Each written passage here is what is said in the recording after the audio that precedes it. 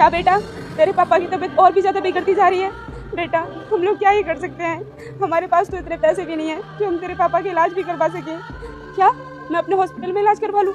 नहीं नहीं बेटा, यह हॉस्पिटल तो बहुत बड़ा है, इसमें तो बहुत फीस भी जाती है, हम तेरे पापा का इलाज यहाँ पर नहीं करवा सकते। सुनो। जी साहब। नमस्ते साहब। नमस्ते। ये तुम ड्यूटी के टाइम पर फोन पर किससे बातें कर रही हो? वो साहब फ़ोन पर हमारा बेटा था, हम उससे हालचाल पूछ रहे थे और कुछ नहीं साहब। लाओ अपना फोन दो मुझे। फ़ोन का क्या करोगे साहब, हम गलती होगी, हम आज के बाद ऐसा नहीं करेंगे, फ़ोन पर किसी से बात नहीं करेंगे, फ़ोन मत लीजिए साहब। मैंने तुमसे कहा ना, मुझे अपना फोन दो। लाओ तब। और सुनो, जब मैं तुमको अंदर बुलाऊं ना, चुपचाप अंदर आ जाना।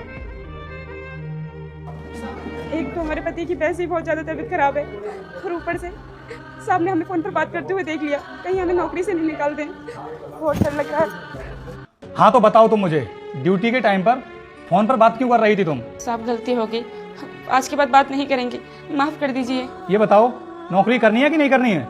करनी है साहब। तो फिर तुमने मुझसे इतनी बड़ी बात क्यों छुपाई? क्या बात छुपाई साहब हमने आपसे, हमें तो कुछ भी समझ में नहीं आ रहा है कि आप क्या कह रहे हो। तो सच सच बताना, तुम अपने बेटे से क्या बात कर रही थी? वो साहब हमारे बेटे की ही कॉल आई थी और वो हमसे कह रहा था कि पापा की तबीयत और ज़्यादा बिगड़ती जा रही है, क्योंकि साहब हमारे पति की ना कई सालों से तबीयत खराब है, वो बीमारी से जूझ रहे हैं। ऐसा क्या हो गया तुम्हारे पति को जो वो अभी तक ठीक नहीं हो पाए हैं, और तुम उनका इलाज क्यों नहीं करवा रही हो फिर? साहब कहाँ से करवाएं इलाज, हमारे पति की किडनी खराब है और हमारे पास तो इतने पैसे भी नहीं हैं जो हम उनका इलाज करवा सके। हम गए थे सरकारी अस्पताल में उनका इलाज करवाने के लिए, वहीं की डॉक्टर ने बताया था कि अगर तुमको अपने पति की जान बचानी है तो किसी प्राइवेट हॉस्पिटल में लेकर जाओ, कम से कम 5 लाख रुपए का खर्चा आएगा। अब साहब आप तो जानते ही हो कि हम यहाँ पर 10,000 की नौकरी करते हैं और 5 लाख रुपए हमारे लिए तो बहुत बड़ी रकम है, हम कहाँ से लाएं इतने सारे पैसे।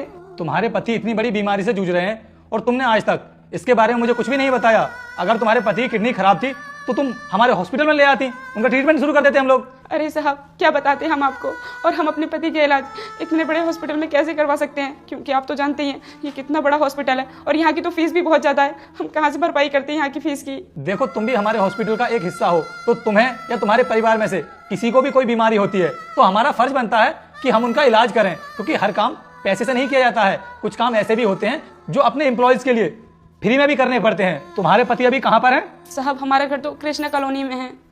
तो मैं हॉस्पिटल से एक एम्बुलेंस भेज रहा हूँ और तुम भी उनके साथ में जाना और अपने पति को हॉस्पिटल लेकर के आना, हम उनका इलाज करेंगे। अरे अगर उनकी किडनी खराब है और उनको कुछ हो गया तो रुक जा बेटा, मैं तेरे माँ बाप को कैंसर कर दूंगा अगर तूने वीडियो को लाइक सब्सक्राइब नहीं किया तो। तुम क्या करोगी? बच्चे भी तो होंगे तुम्हारे।